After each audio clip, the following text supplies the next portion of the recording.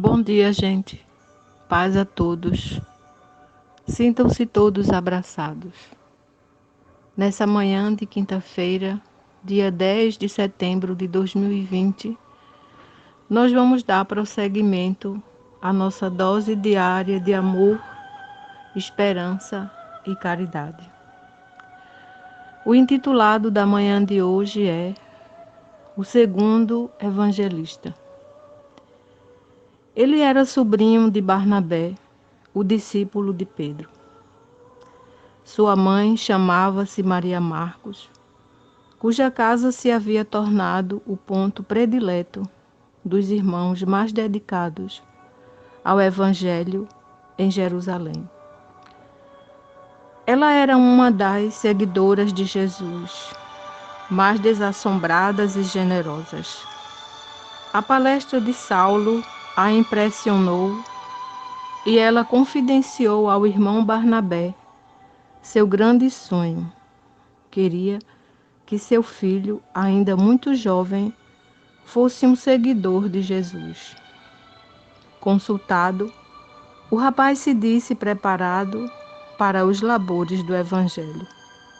Saulo, convidado a opinar, ponderou dos obstáculos e do bom ânimo que sempre deveria orientá-lo.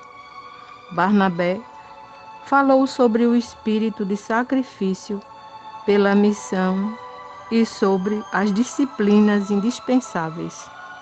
Por fim, os três demandaram a Etiópia.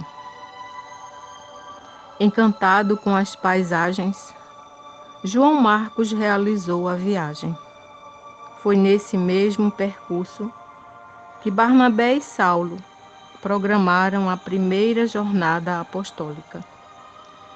Inquirido, logo se convenceu de que Marcos deveria integrar a essa missão. Hei de encontrar forças necessárias, afirmou. O destino era Chipre. Foi em Neapafos, sobrecarregados de trabalho, que o tio surpreendeu, vez que outra, o sobrinho entristecido e queixoso.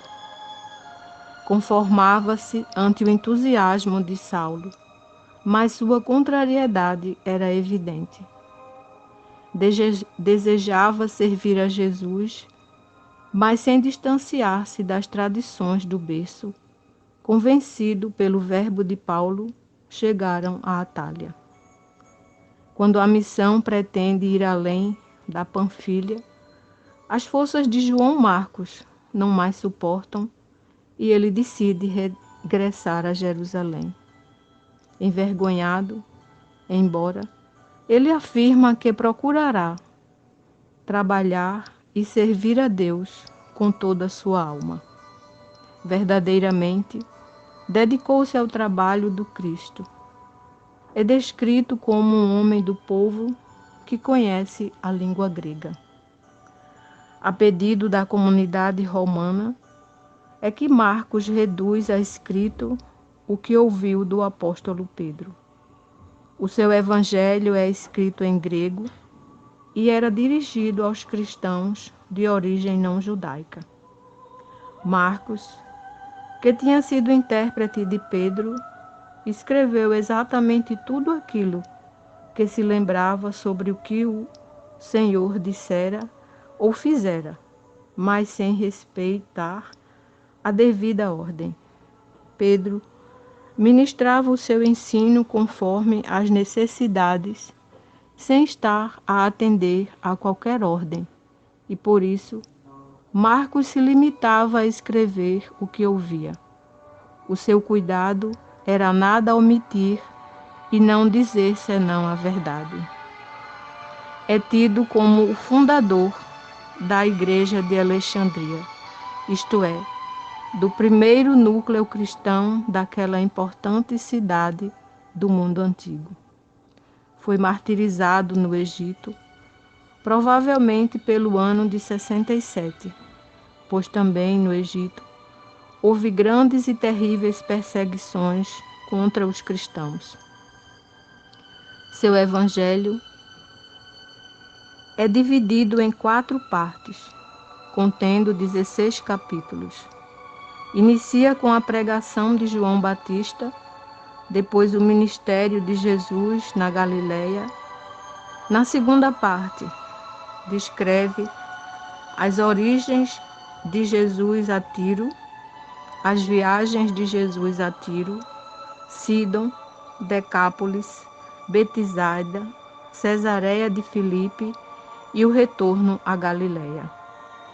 A ida de Jesus a Jerusalém, as predições sobre a paixão e a ida final a Jerusalém compõem a terceira parte.